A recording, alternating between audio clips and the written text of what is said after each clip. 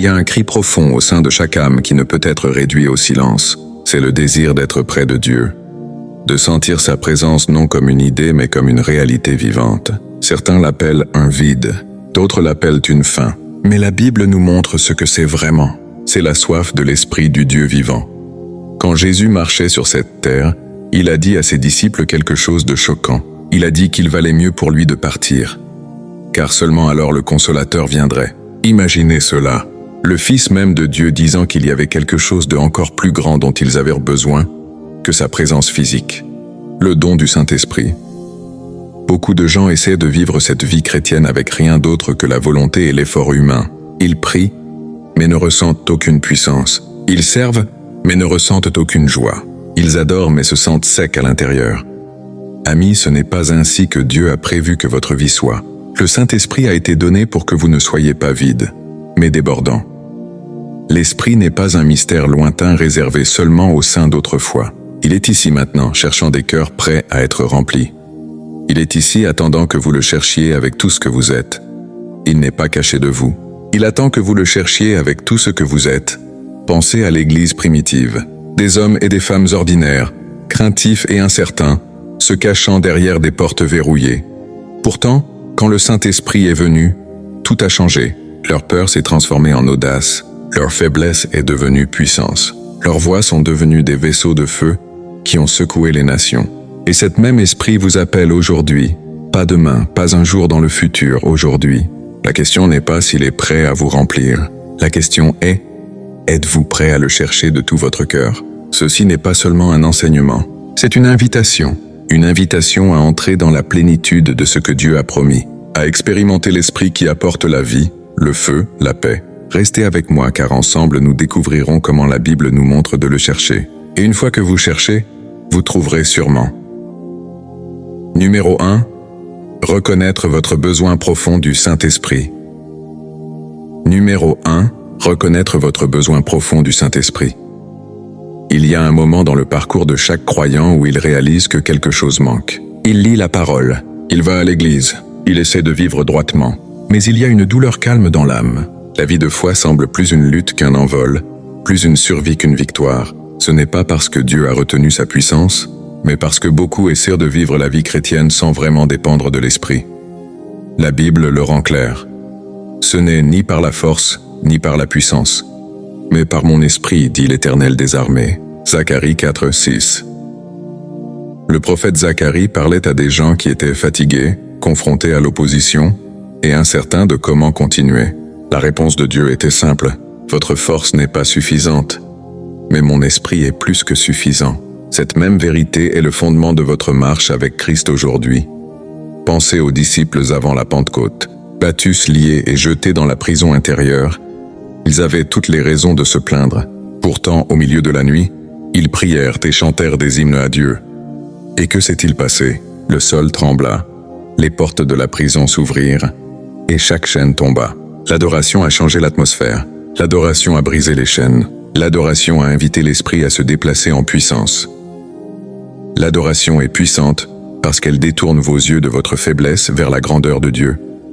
Elle le magnifie au-dessus de vos problèmes. Elle déclare « Seigneur, tu es plus grand que ma douleur, plus fort que mon épreuve, plus grand que ma peur. » Et quand vous magnifiez Dieu, votre cœur s'aligne avec le ciel et l'esprit coule librement.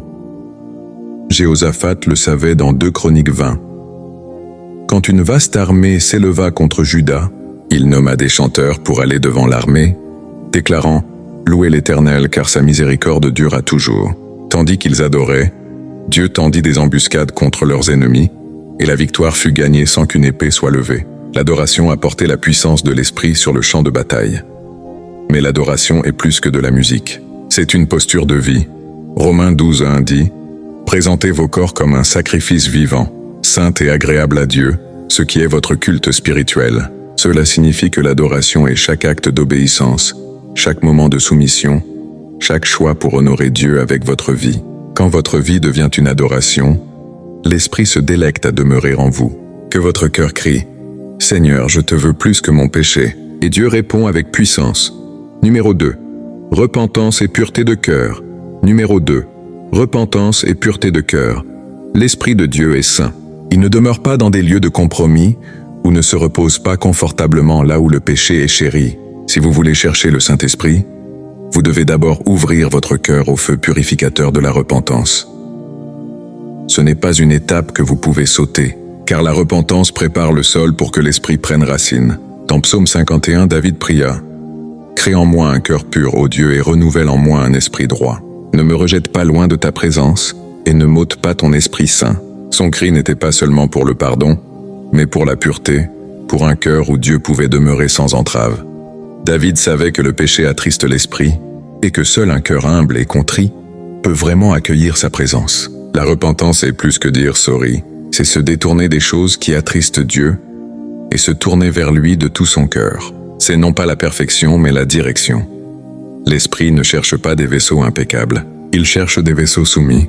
Quand vous apportez votre brisure, vos échecs et vos faiblesses devant Dieu, quelque chose de puissant se produit. Sa miséricorde vous inonde et votre cœur devient un lieu où Dieu peut demeurer. Rappelez-vous la chambre haute avant la Pentecôte. Les disciples ont passé des jours en prière, se humilient et attendant Dieu. Ce temps d'attente n'était pas passif. C'était un temps de recherche de leur cœur, de mise de côté de l'orgueil, de la jalousie et des disputes. Au moment où l'Esprit est descendu, leurs cœurs étaient alignés les uns avec les autres et avec Dieu. L'unité, la pureté et la soumission ont ouvert la voie à l'effusion. La Bible dit dans Actes 5:32, « Nous sommes témoins de ces choses, et le Saint-Esprit aussi, que Dieu a donné à ceux qui lui obéissent. » L'obéissance commence par la repentance, car la repentance est d'accord avec la vérité de Dieu et rejette les mensonges du péché. Sans repentance, votre voix n'est que du bruit. Avec la repentance, vos mots ont du poids. Quand vous êtes sous autorité, vous pouvez opérer dans l'autorité. Sans soumission, votre voix n'est que du bruit. Avec soumission, vos mots ont du poids. Numéro 3, la prière qui invite l'Esprit. Numéro 3, la prière qui invite l'Esprit. S'il y a une porte vers la présence du Saint-Esprit, c'est la prière. La prière n'est pas seulement des mots prononcés dans l'air. C'est le cri d'un enfant atteignant le Père, la soumission d'une âme s'ouvrant au ciel. Et quand ce cri est sincère, Dieu répond.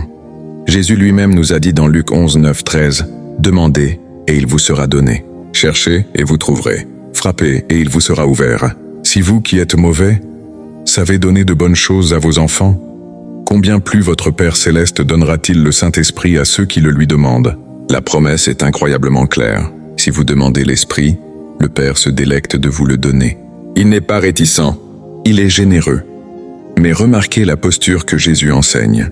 Demandez, cherchez, frappez. Ce ne sont pas des actions uniques, elles sont continues. Chercher l'Esprit, c'est persister dans la prière. Non parce que Dieu est réticent, mais parce que la persistance façonne nos cœurs pour vraiment recevoir. Chaque prière est comme une semence plantée, et au temps de Dieu, la moisson éclate en puissance. Regardez Acte 1. Avant la Pentecôte, les disciples se sont rassemblés dans la chambre haute. Ils n'ont pas dispersé dans leur maison, attendant nonchalamment que quelque chose se produise. Ils ont prié ensemble d'un commun accord, jour après jour. Et quand l'Esprit est venu, il n'est pas venu en silence. Il est venu comme un vent violent avec du feu qui se posa sur chacun d'eux. Cette effusion a été née dans la prière. La prière n'est pas seulement demander, c'est se soumettre. Trop souvent, nous approchons Dieu avec de longues listes de ce que nous voulons qu'il fasse. Mais inviter l'Esprit, c'est dire « Non pas ma volonté, mais la tienne ». C'est dans cette soumission que le ciel s'ouvre. Le Saint-Esprit et la parole sont inséparables. Il est celui qui a inspiré l'Écriture, et il est celui qui lui donne vie quand vous la lisez. Chercher l'Esprit en dehors de la parole, c'est dériver dans l'incertitude. Le chercher à travers la parole, c'est se tenir sur un terrain inébranlable. Dans Éphésiens 6:17, la parole de Dieu est appelée l'épée de l'Esprit. C'est l'arme de l'Esprit, son outil pour trancher les mensonges, les peurs et les tentations. Quand Jésus a été tenté dans le désert, il n'a pas résisté à Satan avec ses propres pensées, il a résisté avec l'Écriture. Il est écrit, était son arme, et chaque fois qu'il parlait la parole, l'ennemi était réduit au silence. Cette même puissance est disponible pour vous quand l'Esprit rend la parole vivante dans votre cœur. L'Esprit ne contredit pas la parole, il la confirme. Quand il parle, cela s'aligne toujours avec l'Écriture. C'est pourquoi la Bible n'est pas seulement un livre à étudier, mais une voix vivante à recevoir. Alors que vous méditez sur la parole, l'Esprit illuminera des versets dans des moments de besoin. Un passage que vous avez lu hier peut soudainement brûler d'un nouveau sens aujourd'hui, parce que l'Esprit l'apporte à la vie en vous. Psaume 119, 105 dit « Ta parole est une lampe à mes pieds et une lumière sur mon sentier. Les lampes ne révèlent pas toute la route devant. Elles donnent juste assez de lumière pour le prochain pas. » C'est ainsi que l'Esprit utilise la parole. Alors que vous y demeurez quotidiennement, il vous guide pas à pas, décision par décision, jusqu'à ce que vous marchiez dans sa volonté parfaite. L'Église primitive se consacrait à l'enseignement des apôtres, et tandis qu'ils le faisaient, l'Esprit se mouvait parmi eux avec des signes et des merveilles. La parole préparait leur cœur pour la puissance de l'Esprit. De même, quand vous vous enracinez dans l'Écriture, vous créez un environnement où l'Esprit peut se déplacer librement. Amis, n'approchez pas la Bible comme un rituel sec. Ouvrez-la avec espérance. Dites « Saint-Esprit, parle-moi à travers ces pages » et ensuite lisez lentement en écoutant. Vous serez émerveillés de la façon dont sa présence coule à travers la parole, vous guidant, vous corrigeant, vous consolant et vous empowerant. Demeurer dans la parole, c'est demeurer dans le souffle même de Dieu. Numéro 4. L'adoration qui attire la présence de l'Esprit. Numéro 4. L'adoration qui attire la présence de l'Esprit. La prière attire l'Esprit, mais l'adoration fait que sa présence linger. L'adoration n'est pas seulement le chant de chansons, c'est la soumission du cœur. C'est déclarer avec votre vie que Dieu est digne, peu importe les circonstances. Quand l'adoration s'élève d'un cœur pur, l'Esprit descend avec puissance. La Bible dit dans Jean 4, 23-24, « Les vrais adorateurs adoreront le Père en esprit et en vérité, car le Père cherche de tels adorateurs. Dieu est esprit, et ceux qui l'adorent doivent l'adorer en esprit et en vérité. » Remarquez cela. Dieu lui-même cherche des adorateurs. Quand vous élevez votre cœur dans une adoration authentique, vous entrez dans la chose même que Dieu désire. Pensez à Paul et Silas dans Actes 16, battus, enchaînés et jetés dans la prison intérieure. Ils avaient toutes les raisons de se plaindre. Pourtant, au milieu de la nuit, ils prièrent et chantèrent des hymnes à Dieu. Et que s'est-il passé? Le sol trembla, les portes de la prison s'ouvrirent, et chaque chaîne tomba. L'adoration a changé l'atmosphère. L'adoration a brisé les chaînes. L'adoration a invité l'Esprit à se déplacer en puissance. L'adoration est puissante parce qu'elle détourne vos yeux de votre faiblesse vers la grandeur de Dieu. Elle le magnifie au-dessus de vos problèmes. Elle déclare « Seigneur, tu es plus grand que ma douleur, plus fort que mon épreuve, plus grand que ma peur. » Et quand vous magnifiez Dieu, votre cœur s'aligne avec le ciel et l'Esprit coule librement. Jéhoshaphat le savait dans 2 Chroniques 20. Quand une vaste armée s'éleva contre Juda, il nomma des chanteurs pour aller devant l'armée, déclarant « Louez l'Éternel, car sa miséricorde dura toujours. » Tandis qu'ils adoraient, Dieu tendit des embuscades contre leurs ennemis, et la victoire fut gagnée sans qu'une épée soit levée. L'adoration apportait la puissance de l'Esprit sur le champ de bataille. Mais l'adoration est plus que de la musique, c'est une posture de vie. Romains 12, 1 dit « Présentez vos corps comme un sacrifice vivant, saint et agréable à Dieu, ce qui est votre culte spirituel. » Cela signifie que l'adoration est chaque acte d'obéissance, chaque moment de soumission, chaque choix pour honorer Dieu avec votre vie. Quand votre vie devient une adoration, l'Esprit se délecte à demeurer en vous. Que votre cœur crie « Seigneur, je te veux plus que mon péché. » Et Dieu répond avec puissance. Numéro 5. L'obéissance et la sensibilité à la voix de l'Esprit. Numéro 5. L'obéissance et la sensibilité à la voix de l'Esprit. L'une des plus grandes vérités sur le Saint-Esprit est celle-ci. Il parle. Il n'est pas silencieux, pas distant, pas froid. Il guide, il incite. Il murmure dans les cœurs de ceux qui écouteront. Il est celui qui a inspiré l'Écriture et il est celui qui lui donne vie quand vous la lisez. Chercher l'Esprit en dehors de la parole, c'est dériver dans l'incertitude. Le chercher à travers la parole, c'est se tenir sur un terrain inébranlable. Dans Éphésiens 6, 17, la parole de Dieu est appelée l'épée de l'Esprit. C'est l'arme de l'Esprit, son outil pour trancher les mensonges, les peurs et les tentations.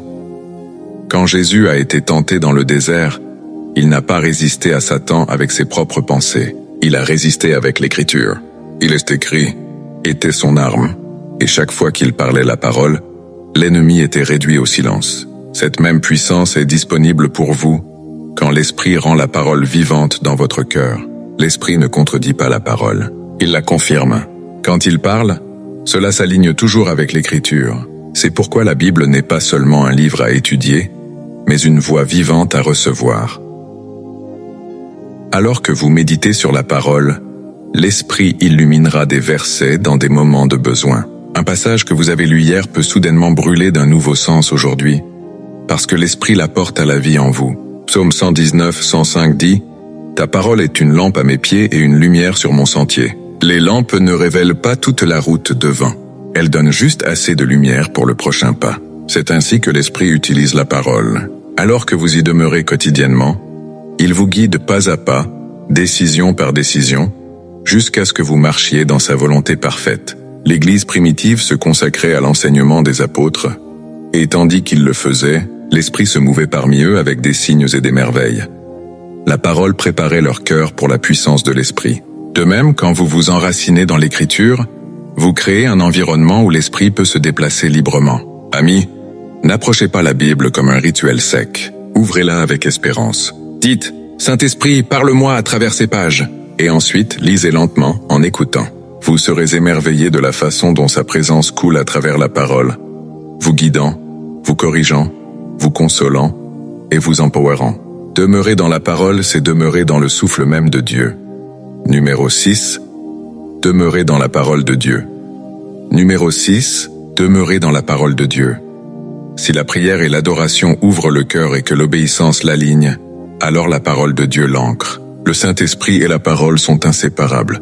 Il est celui qui a inspiré l'Écriture et il est celui qui lui donne vie quand vous la lisez. Chercher l'Esprit en dehors de la parole, c'est dériver dans l'incertitude. Le chercher à travers la parole, c'est se tenir sur un terrain inébranlable. Dans Éphésiens 6, 17, la parole de Dieu est appelée l'épée de l'Esprit. C'est l'arme de l'Esprit, son outil pour trancher les mensonges, les peurs et les tentations.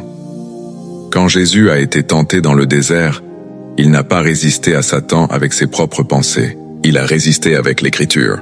Il est écrit, était son arme, et chaque fois qu'il parlait la parole, l'ennemi était réduit au silence. Cette même puissance est disponible pour vous quand l'Esprit rend la parole vivante dans votre cœur. L'Esprit ne contredit pas la parole, il la confirme. Quand il parle, cela s'aligne toujours avec l'Écriture. C'est pourquoi la Bible n'est pas seulement un livre à étudier, mais une voix vivante à recevoir. Alors que vous méditez sur la parole, l'Esprit illuminera des versets dans des moments de besoin. Un passage que vous avez lu hier peut soudainement brûler d'un nouveau sens aujourd'hui, parce que l'Esprit l'apporte à la vie en vous. Psaume 119, 105 dit « Ta parole est une lampe à mes pieds et une lumière sur mon sentier. Les lampes ne révèlent pas toute la route devant. Elles donnent juste assez de lumière pour le prochain pas. » C'est ainsi que l'Esprit utilise la parole. Alors que vous y demeurez quotidiennement, il vous guide pas à pas, décision par décision, jusqu'à ce que vous marchiez dans sa volonté parfaite. L'Église primitive se consacrait à l'enseignement des apôtres, et tandis qu'ils le faisaient, l'Esprit se mouvait parmi eux avec des signes et des merveilles. La parole préparait leur cœur pour la puissance de l'Esprit. De même, quand vous vous enracinez dans l'Écriture, vous créez un environnement où l'Esprit peut se déplacer librement. Amis, n'approchez pas la Bible comme un rituel sec. Ouvrez-la avec espérance. Dites « Saint-Esprit, parle-moi à travers ces pages » et ensuite lisez lentement en écoutant. Vous serez émerveillés de la façon dont sa présence coule à travers la parole, vous guidant, vous corrigeant, vous consolant et vous empowerant. Demeurer dans la parole, c'est demeurer dans le souffle même de Dieu. Numéro 7.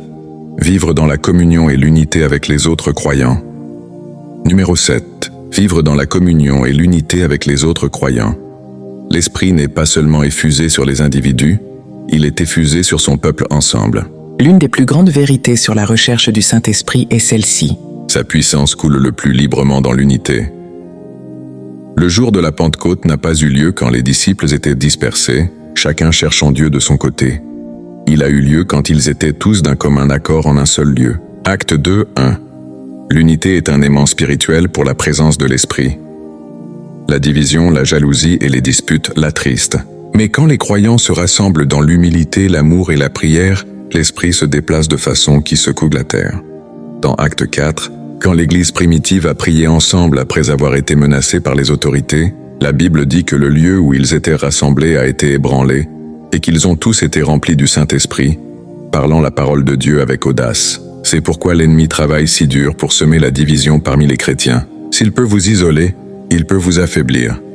S'il peut fracturer le corps, il peut étouffer le flux de l'esprit. Mais quand les frères et les sœurs se rassemblent, se pardonnant mutuellement, s'encourageant mutuellement, portant les fardeaux les uns des autres, l'esprit trouve un lieu d'habitation qui reflète le cœur de Christ.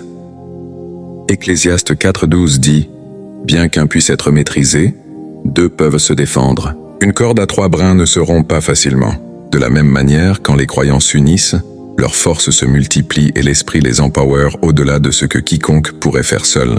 L'esprit construit une famille, un corps, une église qui brille de sa présence. Amis, si vous désirez l'esprit, ne négligez pas la communion. Cherchez des croyants qui ont faim comme vous avez faim, qui désirent la présence de Dieu comme vous le faites. Priez ensemble, adorez ensemble, tenez-vous ensemble, et vous verrez l'Esprit se déplacer au milieu de vous. Parce que là où 2 ou 3 sont rassemblés en son nom, il est là. Conclusion. L'Esprit est proche. Conclusion. L'Esprit est proche au cœur de tout. Chercher le Saint-Esprit n'est pas chercher une expérience. C'est s'approcher d'une personne, l'Esprit même de Dieu qui désire vous remplir, vous guider et vous empower. Il n'est pas caché de vous. Il est plus proche que votre souffle, attendant que vous vous soumettiez, que vous vous ouvriez, que vous l'invitiez. Les disciples étaient des gens ordinaires, jusqu'à ce que l'Esprit vienne sur eux. Pierre était un pécheur, Matthieu, un collecteur d'impôts, Marie, une simple femme qui avait autrefois été brisée. Pourtant, quand l'Esprit les a remplis, ils sont devenus des changeurs de monde. Ces mêmes esprits vous appellent maintenant, non à cause de votre force, non à cause de votre perfection, mais à cause de votre volonté. Jérémie 29,13 donne cette promesse. Vous me chercherez et me trouverez, quand vous me chercherez de tout votre cœur. C'est la parole de Dieu pour vous. Si vous le cherchez avec tout ce que vous avez, vous le trouverez. Il ne vous repoussera pas. Il vous remplira de sa présence, de sa paix, de son feu. Alors que vous le faites, l'Esprit viendra. Non comme une pensée distante, mais comme une flamme vivante en vous. Et votre vie ne sera plus jamais la même. Abonnez-vous à la chaîne Jésus ma lumière et écrivez en commentaire « Seigneur, que ta volonté soit faite ».